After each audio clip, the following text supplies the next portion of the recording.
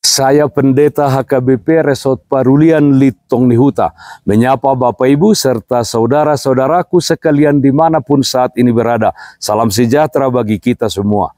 Sebelum kita mendengar dan merenungkan firman Tuhan, marilah kita berdoa. Ya Tuhan, berfirmanlah bagi kami, firman-Mu sumber kekuatan kami. Amin.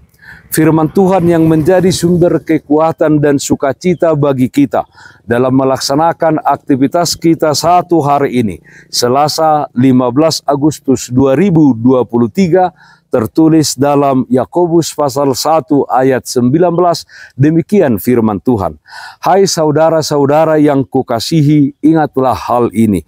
Setiap orang hendaklah cepat untuk mendengar, tetapi lambat untuk berkata-kata dan juga lambat untuk marah. Dengarkan dan perkatakan kasih. Saudaraku yang terkasih dalam Kristus Yesus, saat berada dalam situasi yang sulit, terkadang naluri kita merespon situasi tersebut adalah dengan kemarahan dan desakan untuk berbicara, di mana kita hendak memastikan bahwa pendapat kita didengar. Memang tidak selalu mudah untuk tetap tenang dalam suatu situasi atau menahan lidah lebih lama dari yang kita inginkan.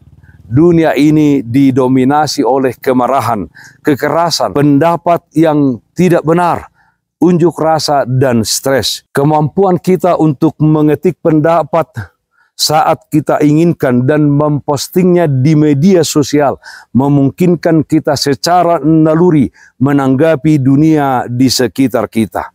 Tetapi apakah ini selalu benar? Tidak, saudara-saudaraku. Melalui suratnya, Yakobus mendesak kita untuk tetap tenang dan mendengarkan firman Tuhan daripada membiarkan emosi kita meledak. Saat Yakobus memberitahu kita agar cepat untuk mendengar, itu berarti kita berdiam diri dan menundukkan diri kepada firman Tuhan.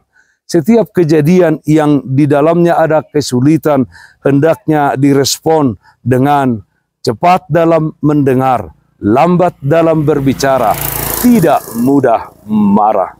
Saudaraku yang terkasih dalam Kristus Yesus, Rasul Yakobus dengan pengajarannya ini bukan berarti melarang kita untuk berbicara atau untuk mengutarakan pendapat bahkan kritikan, tetapi kita diajarkan menjadi orang yang mau mendengar, mau mengakui kebaikan dan kelebihan orang lain.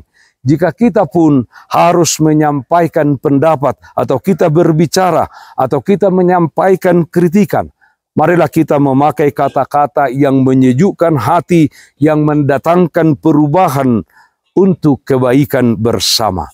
Jangan marah dan didorong kebencian, di mana kita menyampaikan pendapat atau kritikan, sebab hal demikian akan menyebabkan kekerasan hati dan mendatangkan perlawanan. Amsal pasal 15 ayat 1 mengatakan, jawaban yang lemah lembut meredakan kegeraman, tetapi perkataan yang pedas membangkitkan amarah. Saudaraku yang terkasih dalam Kristus Yesus, kita belajar dari firman Tuhan hari ini agar kita cepat untuk mendengar, tetapi kita lambat untuk berkata-kata dan lambat untuk marah. Kita belajar mengontrol mulut dalam hidup bersosialisasi dengan orang lain, dan itu adalah hal yang bijak dan baik di dalam kehidupan kita.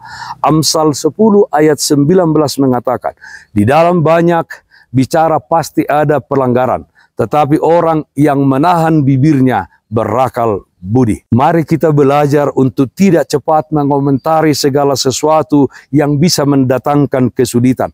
Kita hanya membuka mulut untuk mengeluarkan kata-kata yang berhikmat dan kata-kata yang penuh kasih.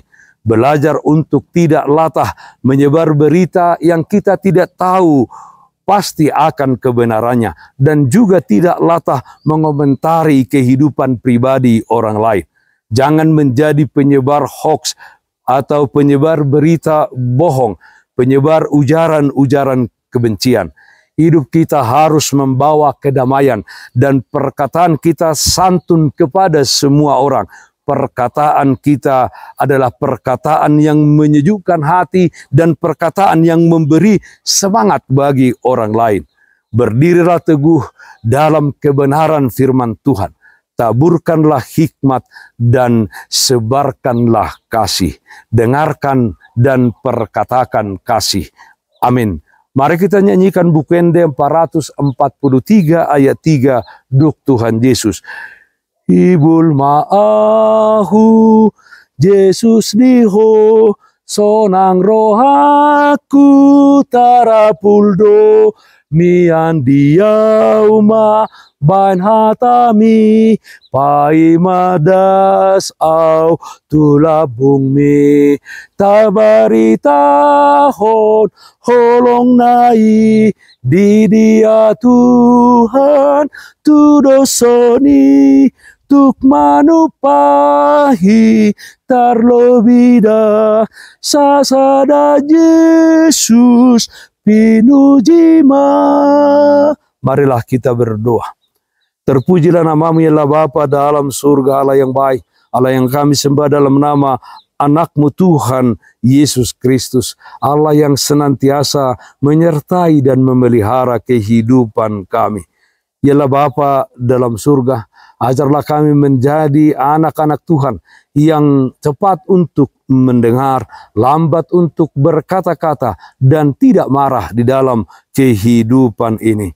Ya Tuhan, di tengah-tengah dunia ini yang begitu banyak pergumulan dan tantangan hidup, kami serahkan kehidupan kami hanya ke dalam tangan pengasihan-Mu. Yang sakit, Tuhan berikan kesembuhan. Yang berduka, Tuhan berikan penghiburan. Di dalam satu hari ini, dalam setiap aktivitas kami, Tuhan hadir memberikan kekuatan dan sukacita bagi kami. Dalam nama anakmu Tuhan Yesus Kristus kami berdoa, terpujilah namamu. Amin. Kasih karunia Tuhan kita Yesus Kristus dan kasih setia dari Allah Bapa serta persekutuan Roh Kudus, itulah yang menyertaimu hari ini kekal sampai selama-lamanya. Amin.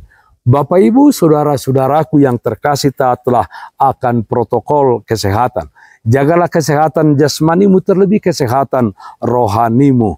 Bersihkan hatimu, cintai dan kasihilah sesamamu. Tetaplah berdoa kepada Tuhan sumber berkat dan anugerah di dalam kehidupanmu. Salam kasih dari Tuhan Yesus Kristus untuk saudaraku semua. Salam sehat, tetap semangat. Tuhan Yesus memberkati. Shalom.